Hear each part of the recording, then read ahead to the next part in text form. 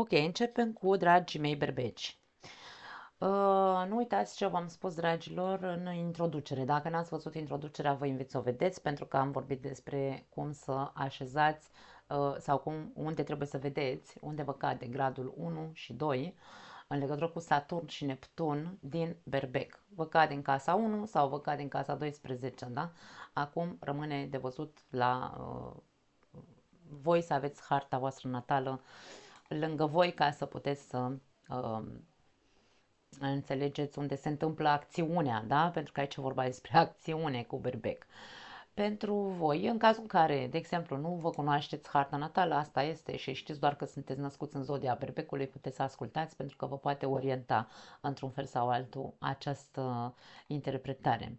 În primul rând, ceea ce îl privește pe Saturn și pe Neptun, fiind vorba despre casa ta numărul 1, casa 1 este casa uh, cea mai personală pentru fiecare dintre noi. Este casa unde vrem să inițiem lucruri, este casa în care avem cea mai mare energie să facem. Avem voință foarte mare, da? Având berbecul aici, este foarte, să spunem așa, uh, voința și energia este foarte mare, ne activează Saturn și Neptun, aducându-ne capacitatea de a fi foarte, hai să spunem așa, uh, porniți pe a ne construi, a ne reconstrui, da? Deci simțiți nevoia să vă regăsiți pe voi înși vă, să vă reconstruiți. Acum să ținem cont că Saturn și Neptun vin din casa ta a 12, de exemplu, unde Neptun a petrecut 13 ani și ceva, Saturn 2 ani, 2 ani și ceva, da, pentru că mai are să se întoarcă un pic înapoi, se va întoarce, dacă ai lăsat lucruri care nu le-ai rezolvat, care nu le-ai închis în viața ta, e bine, începând cu 1 septembrie, când Saturn se va întoarce în pești, vei putea să revizuiești zona 12 de pe harta ta natală ca să poți să închizi cu totul acele lucruri pe care încă nu le-ai terminat. Acum, vorbind despre faptul că aceste două planete vin, da, uh, din dintr-o zonă de finish în viața ta, se presupune că ești pregătit să începi o viață nouă sau ești pregătit să te reconstruiești. Saturn vine cu acea energie în care te poate face să fii foarte responsabil în ceea ce te privește.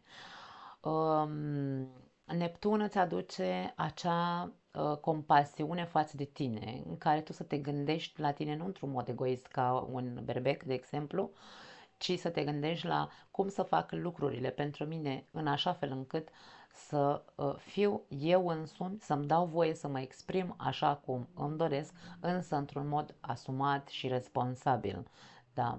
Este vorba de o reconstrucție care probabil va ține undeva la 3 ani de zile în ceea ce îl privește pe Saturn, o reconstrucție sănătoasă a eului tău, a personalității tale într-un fel sau altul, care să te ajute ca de acum înainte să fii mult mai coerent cu ceea ce ești și cu ceea ce expui că ești. Pentru că casa 1 este casa cărții noastre de vizită într-un fel sau altul. E ca și cum eu sunt X, da? Și mă prezint așa cum sunt. Ar trebui să ne prezentăm exact așa cum suntem în casa 1. Tu, în casa 1, ești berbec. Ar trebui să știi să te comporți și să te manifesti ca un berbec. Bineînțeles, un berbec matur, responsabil, compasiv și mai mărinimos, așa cumva. Berbecul are energie de generozitate, însă este foarte impulsiv și foarte repede înainte și nerăbdător. Aici, dacă implementezi în tine această energie a lui Saturn care îți aduce asumare și răbdare și vei începe să integrezi răbdarea înăuntrul tău, atunci peste 3 ani de zile vei vedea că ești o altă persoană. În ceea ce îl privește pe Jupiter, care pe 9 iunie trece din casa ta a treia în casa ta a patra, vorbim despre faptul că Jupiter în ultimul an de zile ți-a adus poate mai multe bătăi de cap decât ar fi trebuit. Poate că ai exagerat foarte mult cu învățatul, poate ai exagerat cu adevărat foarte mult cu informațiile. Zona Gemeni sau unde avem Gemeni pe harta noastră natală tinde să fie dispersă, adică ne pierdem în informații, ne pierdem parcă nu înțelegem. Vin atât de multe informații către noi încât, doamne, nu înțeleg, nu înțeleg nici aia, nu înțeleg nici aia, asta îmi aduce, îmi dă un sens, asta altul, informația asta altă, parcă e mai curioasă, e mai interesantă. Deci a fost așa un exces extrem de mare de informații. Acum, poate, unii dintre voi ați avut mult mai multă activitate în legătură cu cei apropiați. Ați făcut mult mai multă mișcare, ați avut mai multă activitate în legătură cu prietenii voștri, cu uh, vecinii, nu știu, ați fost mult mai comunicativi, mult mai curioși, mult mai pe a căuta un sens. Din punct de vedere mental, totul a fost mental în ultimul an. E bine, acum Jupiter se mută într-o casă emoțională și în casa caselor. Da, în casa caselor, ce vrea să spună, casa 4 este baza hărții noastre natale. Așa cum aici începe totul, da, aici se pune o bază în viața noastră. Aici se află rădăcinile din care venim, aici se află amintirile noastre din copilărie, aici se află toate trăirile noastre de-a lungul vieții noastre, tot ceea ce ținem intim pentru noi, pentru sufletul nostru. Aici se află trăirile cu părinții noștri, în familie, cum am crescut, toate amintirile noastre, da?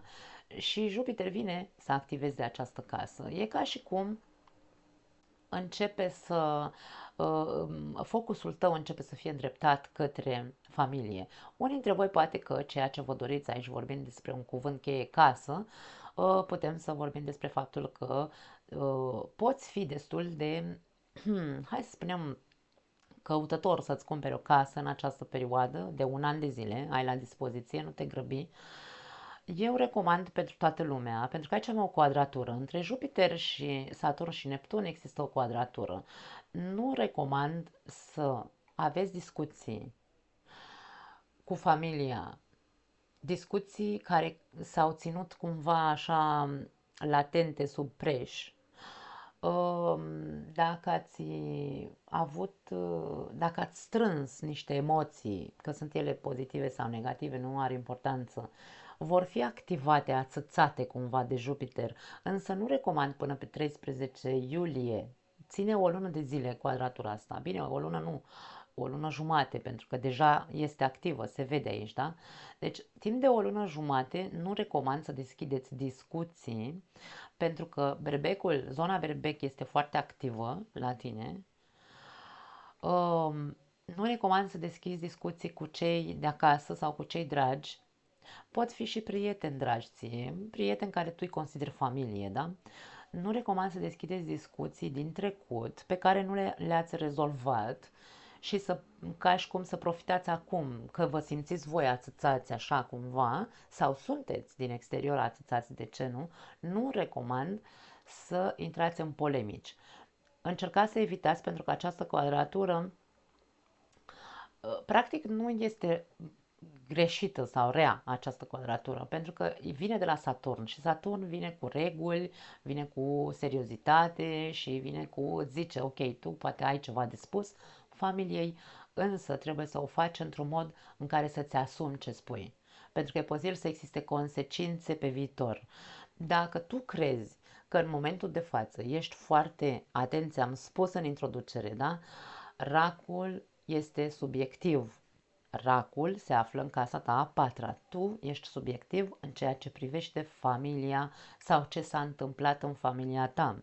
Dacă ai strâns anumite, nu știu, emoții și acum te simți agitat, ațățat pe dinăuntru cu energia lui Jupiter, care vine așa cumva exagerată, până pe 13 iulie, tot ce te atât să scoți din tine, frânează-te. Frânează-te pentru că nu cred că ți-ai dori consecințe. După 13 iulie, pentru că ai un an la dispoziție, cu Jupiter abia intră acum, da? Ai un an la dispoziție să-ți rezolvi toate problemele din trecut cu familia ta. Nu o face acum, da? Mai departe, ce mai avem aici? Protagonistul Marte. Am spus, timp de un an de zile aici poți să ai șanse să-ți cumperi o casă, dacă, bineînțeles, aici tu știi foarte bine ce vrei, pentru că atunci când vorbim despre berbec înseamnă dorință, după cum am zis în introducere. Eu sunt ce vreau să fac, ce acțiuni vreau să întreprind. Trebuie să conștientizez că trebuie să întreprind acțiuni uh, asumate, nu mă pot arunca ca berbecul cu capul înainte, așadar dacă ai de gând să-ți cumperi o casă sau să te muți în altă parte, nu contează. Încearcă să nu te grăbești pentru că ai un an la dispoziție, chiar dacă vine către tine acum, în această perioadă de o lună jumate, cât ține această quadratură, dacă vine către tine vreo ofertă, nu e vorba că poate vei întâlni piedici, e vorba de faptul că tu poți să fii cumva așa nehotărât cu Neptun aici, pentru că Neptun vine cu acea ceață, nu vezi cu claritate și e ca și cum dă-ți timp, Saturn, dă-ți timp și vei vedea cu claritate după 13 iulie încolo, da? Dacă este sau nu ok pentru tine să-ți cumperi acea casă sau să te muți sau să faci copii, de ce nu? Jupiter vine și cu conotație de aventură, Jupiter în mitologie era și el foarte, foarte aventurier, așadar nu vă grăbiți în această perioadă până pe 13 iulie cel puțin, nici să vă cumpărați case, nici să discutați cu familia, nici să faceți copii, nici nimic, da? Deocamdată. Marte în leu, în casa ta a cincea. Marte în leu se simte foarte bine, e ca și cum ar fi la el acasă, da?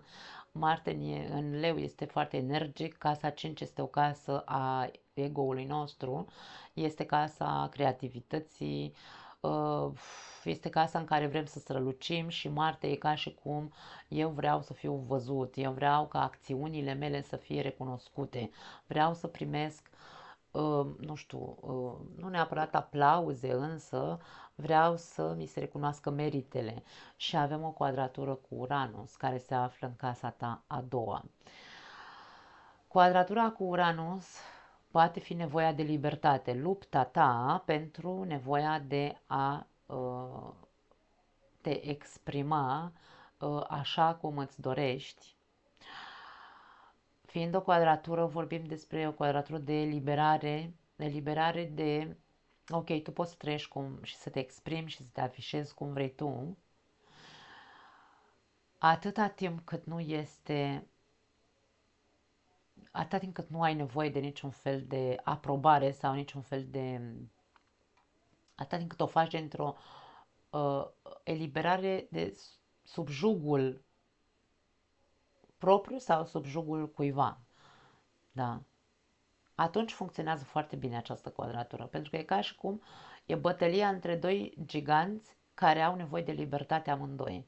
Aici libertate de afirmare și de creație și aici libertate de creație din nou, pentru că vorbim despre casa 2, însă depinde cum a funcționat acest Uranus în casa ta a doua. Vom vorbi acum despre Uranus. Ce ți-a adus în ultimii 6 ani în casa a doua? Casa a doua este casa resurselor, valorilor noastre. Ce schimbări în modul în care valorezi acum ce ai în viața ta? S-au întâmplat schimbări în ultimii ani, în ultimii 6 ani în viața ta, în această arie a vieții tale, în legătură cu valorile tale? Ce valorai înainte de acum 6 ani și ce valorezi cât timp a stat Uranus în casa ta a doua? Pentru că aici vorbim despre Taur. N-am vorbit despre Taur ca energie, însă putem să spunem câteva cuvinte acum. Taurul înseamnă siguranță. În casa a doua, fiecare dintre noi căutăm stabilitate și siguranță. Stabilitate materială, stabilitate emoțională, stabilitate creativă, stabilitate a tuturor resurselor noastre. Ca și cum nu vrem să dispară nimic din toată stabilitatea pe care o avem în viața noastră. Și Uranus vine cu ce? Cu tunete și fulgere, da? Uranus vine să destabilizeze acea siguranță pe care noi credem că ne este nu neapărat necesară, ci este siguranța pe care în care noi ne simțim confortabil. Depinde foarte mult ce ravagii a făcut sau ce schimbări a adus Uranus în viața ta în această zonă. Pentru că pe unii dintre voi e posibil aici, da? E posibil să vă fie adus, hai să spunem așa, nu știu, poate pierderi.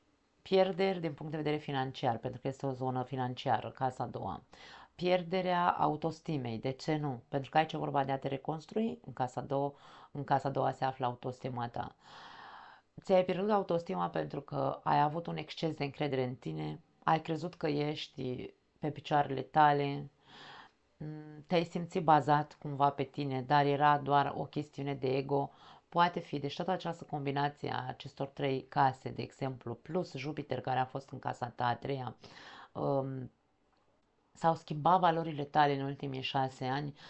Ce valorai înainte? Valorai doar persoanele care aveau bani, statut, putere. Acum s-a schimbat ceva în mentalitatea ta, pentru că Jupiter a încercat să schimbe și el, sau poate mai rău, te-a zăpăcit din punct de vedere mental. De-aia spun că e foarte particular ceea ce voi trebuie să încercați să citiți printre rânduri ce vreau să spun, pentru că eu n-am de unde să știu ce revoluție a făcut Uranus în casa ta a doua, în legătură cu resursele tale, cu ceea ce valorai, cum s-au schimbat valorile tale, ce schimbări din punct de vedere financiar au existat în viața ta, ai avut pierdere, ai avut câștiguri. Eu nu am de unde să știu toate lucrurile astea. Poate tu în casa 2 ai alte planete pe care le-a activat Uranus trecând prin casa ta a doua în acești ultimi 6 ani. Deci eu pot să încerc să îmi dau cu părerea, însă tu trebuie să știi mult mai bine, de aia zic aici. Da. Așadar, nevoia de libertate de a te elibera, pentru că Uranus îți cerea să faci anumite schimbări în această zonă, și cum taurul sau energia taurină este foarte de posesivitate, probabil că ai trăit o perioadă chinuit din punct de vedere al resurselor, a trebuit să știi să te descurci, poate cu mai puțin decât erai obișnuit, însă ai învățat. Întotdeauna, indiferent că se întâmplă sau nu se întâmplă schimbări imense în viața noastră sau noi înșine, ceva trebuie să învățăm când o planetă părăsește o zonă a vieții noastre. Așadar, în casa 3 cu Jupiter, ce ai învățat? Ai învățat că trebuie să te centrezi un pic mai mult din punct de vedere mental. Cu Uranus ai învățat că nimic nu este sigur în această viață și că trebuie să fii deschis către schimbări, indiferent că vorbim de schimbări ale valorilor din punct de vedere financiar, că în orice moment poți să pierzi tot și va trebui să știi să te ridici în picioare. Ai învățat aceste lecții? Pentru că acum este examenul de la Saturn și Neptun care vine să vadă dacă te-ai maturizat cu adevărat de-a lungul vieții. Dacă nu, acum e momentul să începi să o faci. De-aia vorbim de reconstrucție în ceea ce vă privește. Da. Mai departe, luna plină care va avea loc în Săgetător se va afla în casa ta a noua. Casa noua este casa Săgetătorului, este casa lui Jupiter, da? Deci aici vorbim despre casa filozofiei tale de viață. Casa în care aici avem o părere a noastră proprie despre cum funcționează viața. Avem credințele noastre. Vorbim despre o lună nouă, vorbim despre o concluzie. Probabil că începând cu cu ziua 11, vei ajunge la o concluzie în legătură cu ce fac,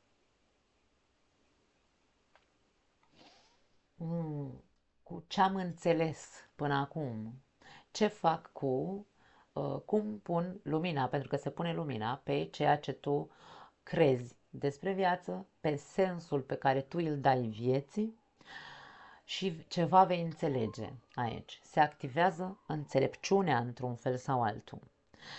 Vorbind despre casa nouă este o casă de creștere. Începând cu casa nouă până în casa 12, traiectoria noastră este de creștere, să spunem așa, da?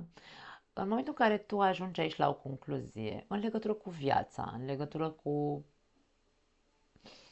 ce poți să înveți mai mult de la viață, din alte culturi, de ce nu aici. Uranus în Taur a putut să te provoace, să te deschizi către studii de genul, pentru că intră în Gemeni și în Gemeni Uranus va încerca să-ți schimbe, să-ți introducă în mentalitate, zona Gemeni, să-ți introducă în mentalitate deschiderea către această lume ocultă. Poate fi astrologie, pentru că Uranus se ocupă cu asta, astrologie, un alt tip de filozofie,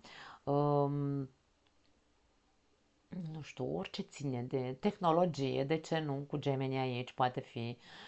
Unii dintre voi probabil că cu Uranus, cum se va afla, cum va sta 7 ani de zile în zona voastră a treia cu Gemeni, e posibil să începeți inclusiv studii noi care să aibă legătură cu aceste aspecte.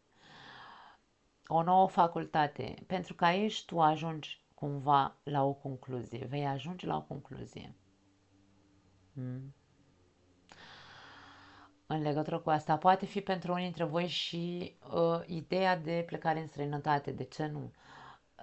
Cum unii dintre voi concludeți ceva sau terminați un ciclu, dacă, de exemplu, acum 6 luni de zile ați luat legătura cu cineva din străinătate, nu știu, uite, vrei să pleci în străinătate, de exemplu, nu s-a putut până acum. Ei bine, acum e posibil în jurul datei de 11 iunie să apară acel cineva care să-ți spună, ok, acum e pregătită treaba, poți să vii în respectiva țară. E posibil pentru unii dintre voi să existe acest aspect, să spunem așa, da?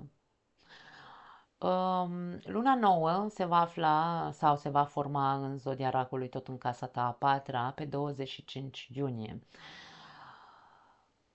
Luna nouă, după cum am spus, vorbim despre semințe pe care le putem depune. Fiind, hai să zicem așa, hai să schimbăm ziua ca să vedem exact cum arată pe 25. Ok. Să așezăm bine aici ca să se vadă. Ok. Vedem, da? Aici vedem cum încă această quadratură este activă, însă putem să punem acele semințe despre care vorbeam, de intenție, care să ne ajute, pentru că avem avantajul că Marte va trece în semnul următor, în Fecioară, pe 17 iunie, și Marte în Fecioară este foarte, hai să spunem așa, ca la carte, e foarte descurcăreț și foarte tehnic, da? Așadar, te poți ajuta de această energie a lui Marte care părăsește casa a 5-a și intră în casa ta a 6-a, să fii cât mai tehnic posibil și mai cu lista, îți faci o listă cumva de intenții, ce vrei să se întâmple în viața ta în următoarea perioadă. Dar aici nu vorbim despre mi-am făcut hârtiuța și stau așa și fluier și aștept să se întâmple lucruri. Nu. În momentul în care ne punem o intenție, în aceste 6 luni de zile pe care le avem la dispoziție, ca acele semințe să înceapă să încolțească și să iasă cumva la suprafață, avem nevoie să le întreținem acele semințe, da? Trebuie să le alimentăm, să le udăm. Intenția poate să fie una, tu puneți în ordine aici, întâi și întâi cu Marte, da? Fă-ți lista și spui, am intenția să, nu știu, să mă împac cu părinții, de exemplu, dacă ai avut probleme, divergențe, sau să rezolv problema X cu care mă tot chinui de nu știu cât timp.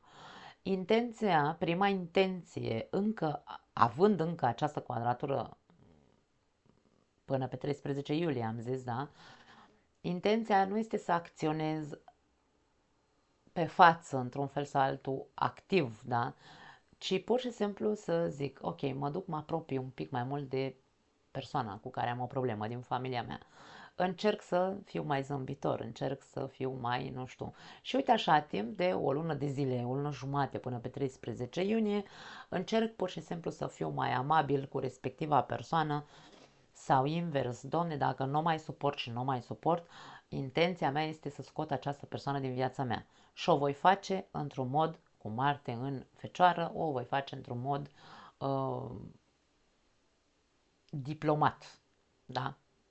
Voi fi diplomat. Poate aici mai bine nu spun nimic pentru că poate să-mi sară muștarul, nu spun nimic până pe 13 iulie, după 13-15 iulie pot să încep să-i spun, îmi pare rău, dar trebuie să terminăm legătura dintre noi pentru că X, Y, ce ai tu de spus. Da, cam asta este cumva ideea.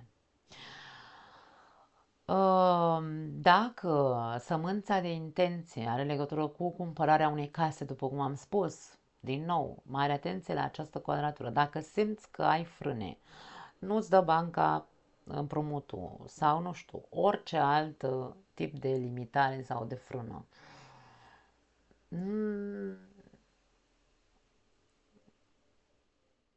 Ideea e că energia o să fie fluidă cu Marte, nu o să mai fie atât de nervos și de supărat, da. Încearcă să fii cât mai ok, nu e nicio problemă, nu se poate acum, după 15 iulie te duci din nou la bancă și vezi dacă, dar între timp mai caută alte apartamente sau ce vrei tu să-ți cumperi sau unde vrei tu să te muți, încearcă să ai răbdare. Cu Marte vei putea să ai răbdare aici pentru că vorbim despre diplomație și eficiență. Marte în Fecioară e foarte eficient, da. Pluto din Vărsător, în casa ta 11 aici vorbim despre foarte mult timp. Pluto va sta în casa ta 11 aproape 20 de ani.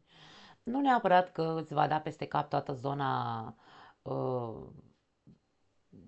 în toți acești ani. Nu, nicio planetă nu este activă, să spunem așa, în fiecare zi, 24 de ore în 24, 20 de ani de acum încolo. Nu, sunt momente și momente, da? Depinde, pentru că planetele se mișcă pe cer, în momentul în care Pluto, de exemplu, va face o quadratură, va forma o quadratură sau va forma o opoziție cu o altă planetă din casa opusă, atunci, da, bineînțeles că e o tensiune, însă asta, bineînțeles că le vom vedea în fiecare lună cum se activează între ele.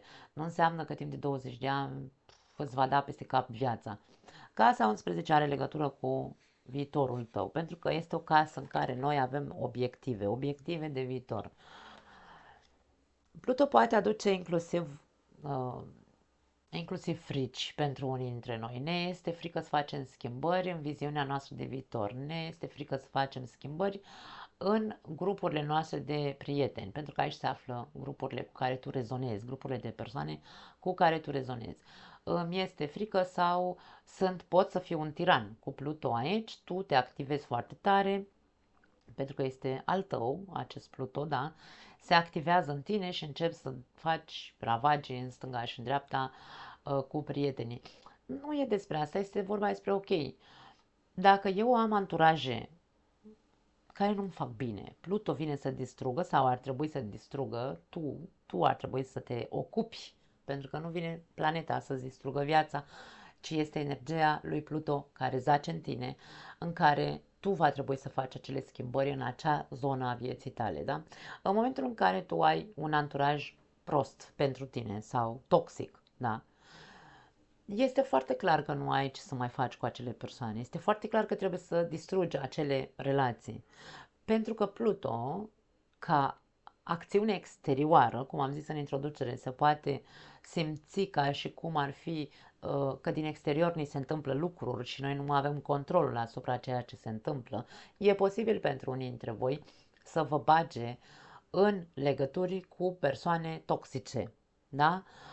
Să rezonați o perioadă cu acele persoane și să ziceți, wow, avem aceeași mentalitate, gândim la fel, simțim la fel, suntem la fel, da? Cumva luptăm, avem aceleași obiective. Însă este vorba despre, poate fi, pe o parte, hai să zicem așa, o interpretare greșită, o iluzie, atenție, poate fi, într-un fel sau altul, deschiderea ta către a fi mai compasiv și să nu-ți dai seama că, de fapt, aici ai parte de persoane manipulatoare sau nu-ți dai seama că te manipulează, până la un moment dat, când Pluto va forma în timp, nu știu, vreo quadratură, ceva în care să te facă să vezi adevărata fața acelor persoane și atunci tu va trebui să acționezi cu propria ta putere personală și să scoți din viața ta acele persoane care nu îți fac bine. În general, când vine din exterior energia lui Pluto sau a oricărei alte planete, vine, hai să spunem așa, ca să distrugă ceea ce nu este benefic pentru noi. Da? Dacă va trebui să plece persoane din viața ta sau dacă tu va trebui să-ți schimbi părerea despre viziunea despre viață, să fii mai deschis din punct de vedere mental, să nu fii atât de... Aici cu vărsătorul am zis, fixist sau fanatic în anumite ocazii, Pluto va schimba toate aceste lucruri, da? Pentru că nu-ți fac bine. Este clar că nu e bună atitudinea ta pentru evoluția ta, da?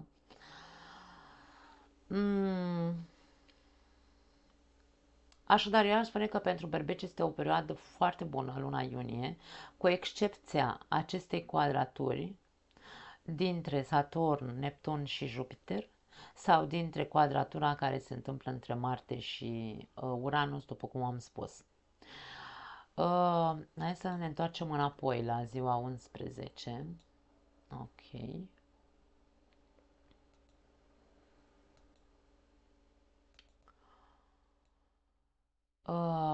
Cu excepția acestor perioade, aș spune că este o lună foarte bună pentru că știm, ar trebui să știm când să ne ținem în frâu, ar trebui, sau cel puțin acum avem informația, ar trebui să știm că trebuie să ne ocupăm de noi de acum înainte, ar trebui să știm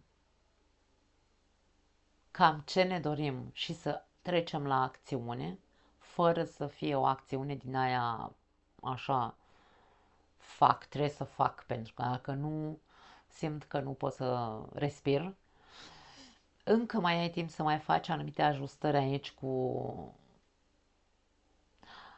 Saturn, pentru că e factorul surpriză, să spunem așa, factorul surpriză din viața noastră. Cu surprizele stăm prost toți, nu ne plac surprizele, însă surprizele din punct de vedere uranian sunt imprevizibile, turnul, da? Fii pregătit pentru orice, fii pregătit pentru orice. Tu, aici avem tensiune, aici avem tensiune. Tu fii pregătit pentru orice ca să știi că trebuie să faci față unei probleme aici, ori o problemă din exterior cu altcineva, în care tu va trebui să știi să-i ții piept, depinde de ce circumstanțe sunt în viața fiecăruia dintre voi. Ar putea să fie în legătură cu banii, de exemplu. Uite, dăm un exemplu. Dacă cineva încearcă să-ți ceară o sumă de bani, da? Tu ai încredere în persoana respectivă, adică tu trebuie să fii capabil să fii matur și să zici, ok, stai așa, că eu cunosc cu cine am de-a face, da? Aici cu Marte îți dă posibilitatea să te aperi, să te protejezi de acele persoane care încearcă cumva să te păcălească într-un fel sau altul. Poate fi și asta pentru alții dintre voi. Eu nu pot să fac o interpretare, wow, hai să vedem ce ți se va întâmpla. Nu sunt de acord cu acest gen de interpretări astrologice, însă Cam asta este ideea în ceea ce eu consider că ar trebui voi să fiți așa în gardă, într-un fel sau altul, sau atenți. Da? Cam asta e, dragii mei, nu pot să spun altceva. Vă pup, sper că v-a plăcut. Vă aștept să-mi povestiți, pentru că poate voi simțiți altfel aceste energii în viața voastră. Așadar, nu mai am altceva de zis. Vă pup, ceau!